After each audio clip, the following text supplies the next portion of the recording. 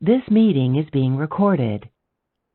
In this next section, we're going to continue our conversation about alkyl halides, and we will review nomenclature and specifically how to name these types of compounds. So um, we know that alkyl halides are composed of a carbon group, which is called the alkyl group, and this is bonded to one of the halogens, the halide.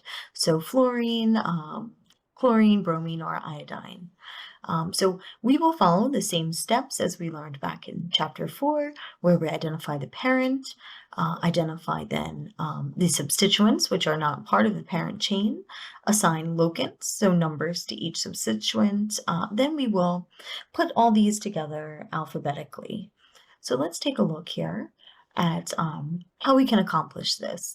So in our first compound shown here, our first alkyl halide, we see that the longest chain is that of 3 carbons. So the parent here we would name as a propane. On carbon 2, we see that there is a chlorine atom. So that would be given the locant 2, and we would call this alkyl halide 2-chloropropane. Similarly, we would name the second carbon chain, the parent, a pentane because it's 5 carbons in length. And then on carbon 2, we have 2 substituents. So both locants would be the number 2. And alphabetizing these, we would see 2-bromo and then 2-methyl, which is our other substituent here. Pentane for this compound. And our third alkyl halide, shown down here, if we were to find the longest carbon chain, we would see that to be 7 carbon atoms in length. So that is given as a heptane parent.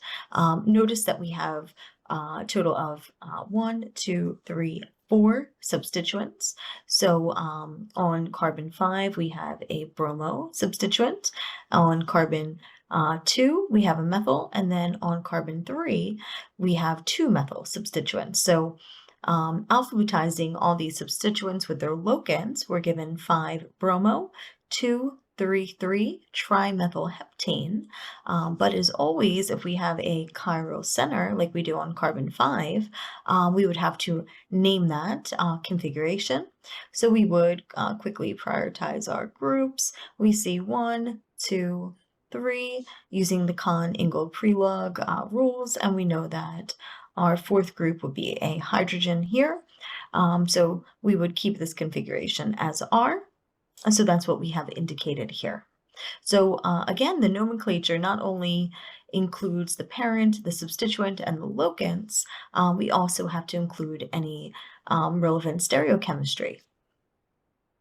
So there are some common names that you may see in place of IUPAC standard nomenclature.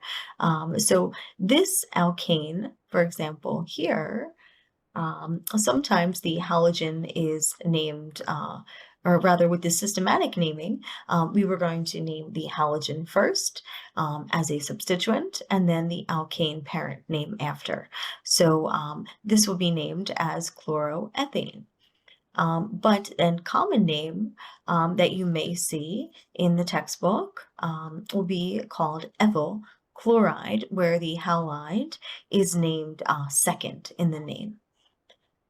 So we can see this with more than one halogen as well in the terms of dichloromethane, where this would be the systematic name.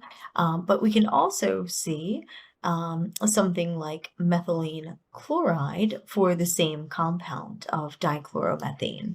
So this is noted to be a commonly used organic solvent. So this methylene chloride is a very commonly used common name. So see if you can practice giving IUPAC names for these two compounds.